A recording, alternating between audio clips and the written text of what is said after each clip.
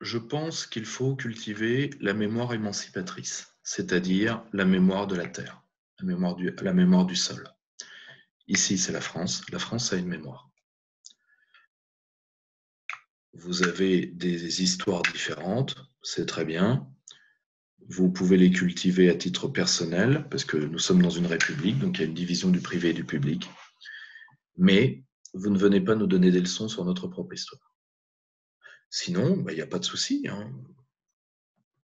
Vous êtes malheureux, je le conçois. Si on est malheureux, on s'en va. C'est pour ça que je reste sur une remigration partielle. Point 1. Point 2. La contextualisation aide beaucoup. On va prendre 2 exemples. On va prendre surtout l'exemple de l'esclavage. L'esclavage. Qu'est-ce que l'esclavage? C'est pour nous une abomination morale. Oui, certes, très bien. Une fois qu'on a dit ça, on n'a rien dit.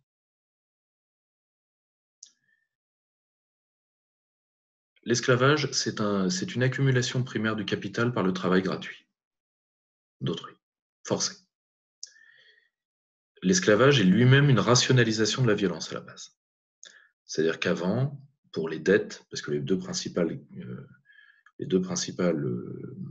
entrées dans la condition d'esclave, c'est les dettes et les prises de guerre. Avant, les prisonniers de guerre étaient tués et les endettés également. Donc, en leur faisant faire du travail gratuit, il y a une rationalisation de la violence qui est, je sais que ça apparaît bien peu de choses, et je le comprends. Mais il faut bien voir que l'humanité n'a pas toujours vécu dans le coton, n'a pas toujours vécu dans l'ouate, n'a pas toujours vécu dans les plumes, n'a pas toujours vécu dans la douceur. Déjà, de ne pas tuer un homme alors que c'est si facile, techniquement parlant, l'humanité s'est beaucoup posé la question.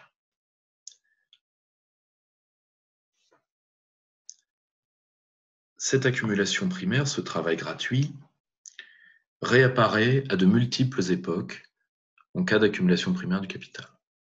Toutes les civilisations l'ont fait, aux leurs d'abord, aux autres ensuite. Toute la zone au nord de la Grèce est l'ancienne Esclavonie. Ethniquement, ce sont des gens qui ressemblent aux Albanais d'aujourd'hui. Et c'est les premières terres où l'Antiquité les chassait les esclaves. Les Romains ont des esclaves qui pour beaucoup viennent de Gaule, donc sont des Celtes. L'Égypte a des esclaves, d'ailleurs l'Ancien Testament en raconte l'histoire. Toutes les civilisations en ont eu. Les grands empires africains ont été des empires, comme l'Empire Toucouleur et autres, sont des empires esclavagistes.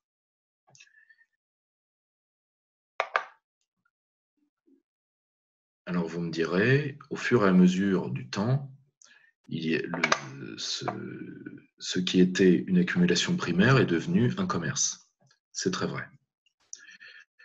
Mais un commerce, premièrement, qui, comme la colonisation, enrichit des puissances privées. Pour preuve, la plupart des régions de France qui ont pratiqué la traite n'ont pas décollé économiquement. C'est le Nord et l'Est qui ont mené la révolution industrielle française. C'est pas Nantes, c'est pas Bordeaux. Deuxièmement, la condition d'esclave, y compris aux Antilles, a été partagée sur des critères moyens non ratios. Je rappelle que on parle de l'esclavage barbaresque, on commence à en parler, donc près de 3 millions d'Européens, qui avaient pour eux la chance d'avoir entre autres l'Église catholique pour les racheter, mais qui avaient un sort peu enviable. Et surtout, ce qu'on oublie, c'est les esclaves blancs de Nouvelle-Angleterre, particulièrement les petits-enfants irlandais, qui ont été utilisés de manière systématique et meurtrière pour être les petites mains de la révolution industrielle anglaise. Le sort de ces enfants est atroce. Tout aussi atroce que celui des esclaves de ce qu'on appelait les plantations de colonies.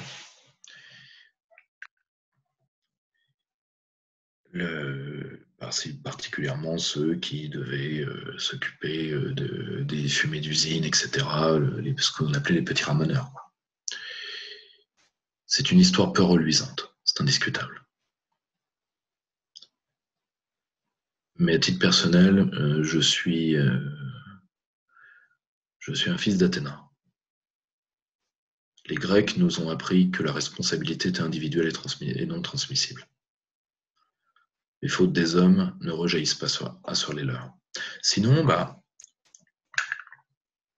on va tous se faire... ma famille vient de la paysannerie pauvre. Nous n'avons jamais eu d'esclaves, jamais. Ma famille n'a jamais quitté le Cotentin, sauf la partie Rougeron qui elle était d'Auvergne. Petit artisanat et agriculture pauvre. On n'a jamais rien fait à personne. Mais est-ce que tous les Africains sont descendants d'esclaves? Il y en a une partie qui est descendant d'esclavagistes. Comme disait Christiane Taubira, on n'a pas rappelé les traites arabes, qui sont quand même la traite majoritaire, et surtout celle qui, vu qu'elle n'est toujours pas terminée, qui s'est conclue le plus longtemps, pour ne pas que les Arabes portent le poids, elle l'avait dit dans l'Express, des méfaits des Arabes. Mais ça ne l'a pas dérangé que des gens innocents portent le poids de fautes qu'ils n'ont pas commis. Ça ne l'a pas dérangé. Ce qu'il faut bien comprendre, c'est que, comment dire,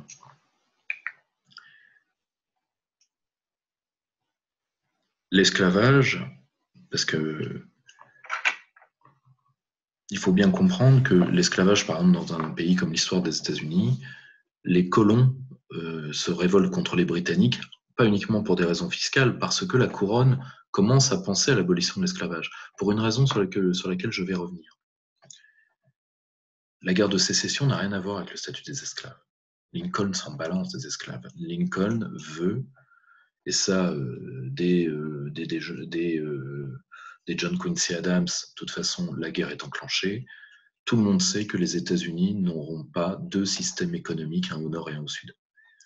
Et surtout, les nordistes, parce que les sudistes n'ont rien contre le fait d'abolir l'esclavage si on leur en laisse le temps. Ils ont un système agricole libre-échangiste et cotonnier qui demande énormément de main-d'œuvre. Par contre, ils demandent pourquoi il faut continuer à flinguer les Indiens, maintenant que les Français sont partis. Parce que vous n'oubliez jamais, d'abord l'Amérique se libère des Britanniques, ensuite elle fera les French Indian Wars, donc elle va foutre les Français dehors, elle refait la guerre aux Britanniques pendant l'époque du Premier Empire, et maintenant que les Français protecteurs de l'homme rouge, et ça vous pouvez lire les historiens des 500 nations, sont partis, on va se les taper. Et ce génocide, parce que là c'est un génocide amérindien, est beaucoup fait par les tuniques bleues et par les cow-boys. Le problème, c'est que les tuniques bleues et les cow-boys relèvent de mythes historiques qui ont été faits par le cinéma. Les cow-boys, alors je mets de côté l'affaire du gang des cow-boys, donc l'affaire Wyatt Earp, Doc Holliday, Pat Garrett, tout ça, je mets ça de côté si vous voulez bien. Le gang, mis à part les gangs, en réalité, le cow-boy, donc le vacher, eh bien souvent n'est pas un WASP. C'est souvent, parfois un Indien, parfois un Mexicain, et souvent un Noir, un Afro-Américain. Et les tuniques bleues qui vont participer activement au génocide sont pour beaucoup des unités afro-américaines. On a utilisé surtout pendant la période de la guerre de sécession des bataillons noirs pour tuer les Indiens. Je vous rappelle que une bonne partie des 500 nations était du côté des sudistes. Le dernier général indien à se rendre, sudiste à se rendre, est un Indien qui ne veut absolument pas de mal aux Noirs. Il ne veut pas qu'on génocide son peuple. Ce qu'on va faire d'ailleurs. Et si les Indiens n'avaient pas participé à la guerre, ils l'auraient fait quand même. Donc, vous voyez, le problème, c'est que, comme disait un chanteur que j'aime beaucoup, le monde est un tombeau de peine. Et il s'effondre en lambeaux de haine. Et l'histoire, c'est en partie ça. Nous sommes tous coupables théoriquement, si on croit à cette dinguerie qu'est la responsabilité par le sang, Ça veut dire que l'humanité ne connaîtra jamais la paix. Eh bien alors on est tous coupables de quelque chose. Les Kurdes qu'on aime tant n'ont-ils pas massacré les Arméniens? Eh oui. Jusque dans les ghettos, il y avait des Judenrat. L'humanité peut être atroce. Oui, c'est vrai. Ensuite, vous savez pourquoi le système capitaliste a aboli l'esclavage? Tout simplement parce que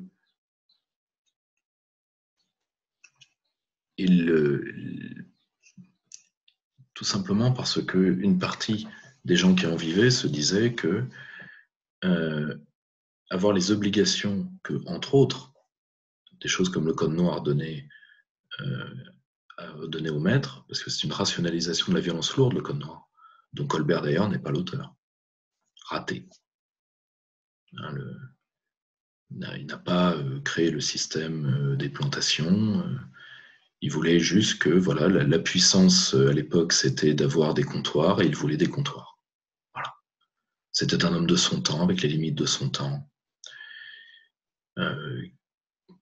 et qui a essayé, d'ailleurs le code noir est un édit, hein, il suffit de le lire, de rationaliser la violence, de permettre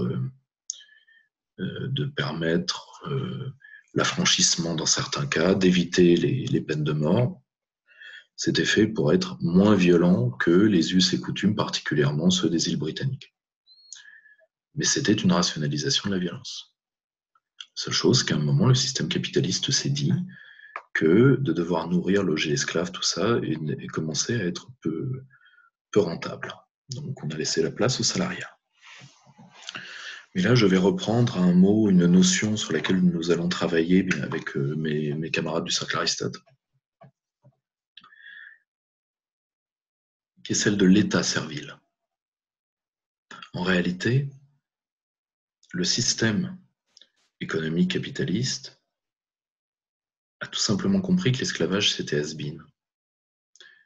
Il fallait donner l'illusion de la liberté, ce qui est infiniment beaucoup plus profitable. Parce que le problème des coups de fouet, c'est qu'il y a des hommes qui face au fouet et qui n'ont que le dos plie, puis il y a des hommes qui se redressent sous les coups. Alors que l'illusion de la liberté me permet de faire de l'individu son propre geôlier. Intéressant.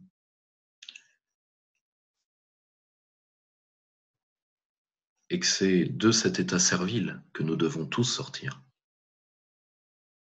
par un système économique nouveau, qui ne permette plus jamais la régression esclavagiste.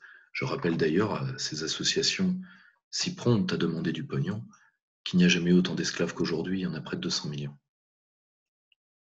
Mais qui s'intéresse à eux? Voilà. Or, à titre personnel, je pense qu'il faut revenir justement à la lutte contre cet état servile. C'était le grand programme de l'économiste gaulliste François Pérou, un grand homme. Nourrir les hommes, soigner les hommes, libérer les esclaves. Cette réflexion, nous devons la faire ensemble. Ne pas la faire du tout, c'est pas grave. Mais si c'est le cas, si nous ne le faisons pas, alors nous sommes dans les chaînes, mais nous sommes dans les chaînes auxquelles nous consentons. Et quand on consent à être dans l'état servile, eh bien alors on a l'obligeance de la fermer. Voilà. Je pense que c'est le meilleur moyen d'avoir une mémoire pacifiée, c'est de dire, un peu à la russe, vous savez, on ne peut pas jouer sur la culpabilité bolchevique en Russie. Vous savez pourquoi? Parce que l'orthodoxie a toujours professé que les morts sont réconciliés. Et je pense qu'il faut laisser les morts enterrer les morts. Il faut vénérer les hommes pour ce qui est grand en eux. Et Colbert est un géant. Parce que, voilà, c'est l'État moderne, c'est la marine, c'est tant de choses.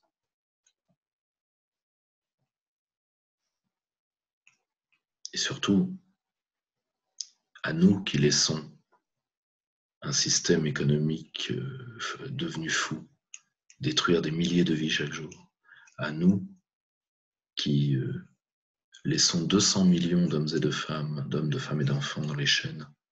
On n'a jamais eu autant. Et qui nous battons pour des querelles passées afin d'assurer des rentes futures, croit-on sincèrement que la postérité nous jugera moins sévèrement que vous vous permettez de juger Colbert? Pas sûr. Il ne faut pas s'ériger procureur avec de la rétrospective. C'est commode, mais c'est dangereux.